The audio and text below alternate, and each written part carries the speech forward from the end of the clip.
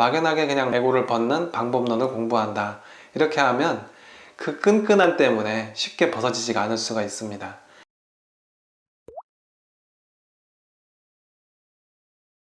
안녕하세요. 명상의 모든 것의 이복입니다. 지난 시간에 우주의 마음에서 나의 마음까지 분화되는 과정에 대해서 말씀을 드렸습니다. 사실 여러분의 본래의 마음은 바다와 같이 한없이 넓고 맑고 자유로운 곳인데, 거기에다가 울타리를 쳐서 나라는 경계가 형성되게 되면, 그리고 그게 강화가 되면 수질이 변하고 본래 바다였던 나의 형질을 잊고 가두리 양식정으로만 살게 된다고 했습니다. 그래서 다시 우주의 마음으로 돌아가기 위해서는 이 과정을 거꾸로 하면 된다고 말씀드렸죠. 혹시 지난번 영상을 보시지 않으신 분들은 먼저 보시고 오시면 훨씬 이해가 쉬우실 것 같습니다. 그러면 그 방법을 몇 회차에 걸쳐서 차근차근 짚어가도록 하겠습니다. 전체적인 내용을 다 들으시면 명상 수행의 큰 그림이 보이시게 될 겁니다. 그러면 수많은 명상법 중에서 어떠한 부분을 취사 선택해서 하실 수 있는지 방향도 보이시게 될 겁니다. 적어도 옛날처럼 바늘방석 위에서 고행을 하면서 요가를 하는 것이 그렇게 효율적인 방법은 아니라는 걸 아시게 되실 겁니다. 아무튼 바다 같은 우주의 마음에 울타리를 쳐서 나의 마음이 되었는데, 그러면 어떻게 거꾸로 돌아갈 것이냐, 당장 울타리를 치우면 될 것이 아니냐, 에고를 걷어내면 되지 않겠느냐, 이러실 수가 있죠. 울타리, 나의 경계, 에고를 탁 걷으면 맑은 물과 소통이 되면서 본래의 바다로 돌아갈 수 있을 것이다 라고 하실 수가 있는데요. 그런데 여기서 간과하는 점이 하나가 있습니다. 에고, 마음의 벽, 울타리가 알아차린다고 한 번에 걷어집니까? 그렇게 쉽게 안 되죠. 우리가 그동안 에고라는 가두리한 직장 안에서 오래 살아오면서 수질만 변한 정도가 아니라 그 안에 사료나 퇴적물들이 쌓이고 쌓여서 그것이 고체화가 되고, 당연히 가두리 양식장의 그물, 울타리도 거기에 엉겨붙어서 쉽게 떨어지지가 않습니다. 권력에 대해서 에고의 한 예로 들어보겠습니다. 조직 사이에서 처음에 윗자리에 앉으면 권한이 주어지고 부하 직원들에게 대접을 받게 되죠. 사람의 속성이 웬만큼 스스로 경계하지 않으면 이런 것을 자신도 모르게 즐기게 됩니다. 자신이 타인보다 우월함을 느낌으로써 강화되는 에고가 있죠. 이 정도만 해도 그냥 수질이 변한 정도라고 할 수가 있죠. 그런데 점점 직위가 올라가고 권력자가 되면 자신이 사람들을 마음대로 할 수 있다고 생각하게 됩니다. 이쯤 되면 권력의 맛을 알고 그것을 지키고 또 쟁취하기 위해서 수단과 방법을 가리지 않게 되죠.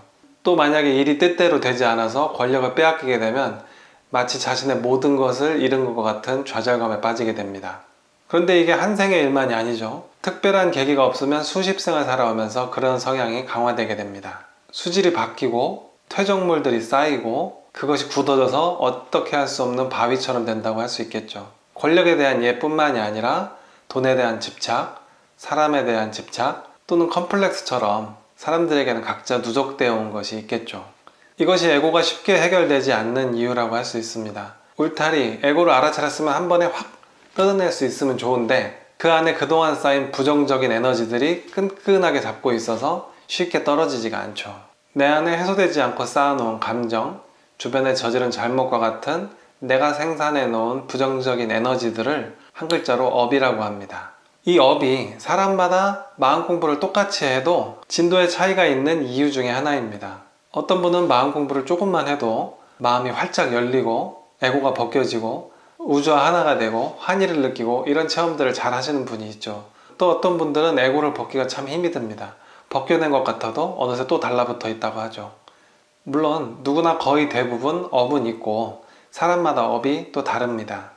그런데 업이 많을수록 울타리 내부가 단단하게 누적되어 있고 울타리를 끈끈하게 잡고 있다, 이렇게 생각하시면 되겠습니다. 그러면 이런 생각이 들죠. 누구는 타고난 금수저라서 업이 적어서 마음 공부가 쉽게 되고 나는 흙수저라서 에고를 벗는 게 이렇게 힘이 드냐, 억울하다. 충분히 이해합니다. 저도 흙수저라서. 그런데 이것은 지금 인간으로 있을 때, 에고로 있을 때의 생각입니다. 나중에 내가 나를 벗어나고 우주의 입장에서 보게 되면 그러려니 할 수 있는 일들입니다. 이렇게 생각해 보시면 되죠. 예를 들면 길고양이가 우리 인간들을 보고 이렇게 생각할 수 있습니다. 아니, 누구는 금수저라 인간으로 태어나서 저렇게 편하게 살면서 마음 공부도 하고, 나는 이렇게 길고양이로 태어나서 먹을 것을 찾고 짝짓기 상대를 찾는 데만 평생을 바쳐야 되느냐, 억울하다, 이럴 수도 있는 겁니다. 우주의 입장에서 보면 길고양이나 인간처럼 우주 만물이 서로 다르게 창조될 수밖에 없습니다. 각자의 위치, 각자의 수준에서 다음 단계로 나아가게 되면 그것이 곧 우주의 진화가 될 테니까요. 그리고 우주 전체가 어차피 진화를 해 나가기 때문에 시간의 차이는 있지만 언젠가는 우리 모두가 바다에 도착하게 될 것입니다. 그 과정에서는 경험의 차이만 있겠죠. 바다 근처에서 가까이 태어나신 분들은 그만큼 적게 경험을 한 것이죠. 바다에서 멀리 태어난 분들은 시간과 힘이 드는 부분은 있지만 바다에 도달했을 때는 훨씬 더 많은 경험과 정보를 가지고 바다에 합류하는 것이죠. 사실 순수의식의 측면에서 보면 타인을 비롯한 모든 것들은 모두 다 지나가고 흘러가는 영상과 같은 것일 뿐입니다. 가장 중요한 것은 지나가지 않고 흘러가지 않고 이 자리에 존재하고 있는 나 자신일 뿐입니다. 이 나를 어떻게 다음 단계로 진화시킬 수 있느냐, 이것만 생각하시면 되는 거죠. 이렇게 생각하시면 좀 덜 억울하실 것 같습니다. 그리고 사실 그동안 명상하면서 수많은 분들을 보아왔지만 타고난 재능보다는 얼마나 끈기를 가지고 노력하느냐가 성취에 많은 영향을 미치더라고요.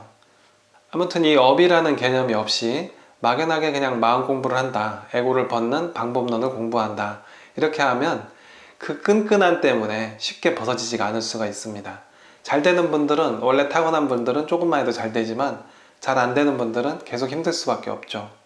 물론 마음을 닫고 에고를 벗기 위한 노력을 하는 자체가 업을 더 쌓지 않고 그것을 줄여가는 효과가 있겠습니다. 하지만 업을 씻어내기 위한 적극적인 노력도 병행을 한다면 훨씬 더 효과가 빨라지겠죠. 업을 씻어내기 위한 적극적인 노력에는 무엇이 있을까요? 다음 시간에 알아보도록 하겠습니다. 명상의 모든 것이었습니다. 감사합니다.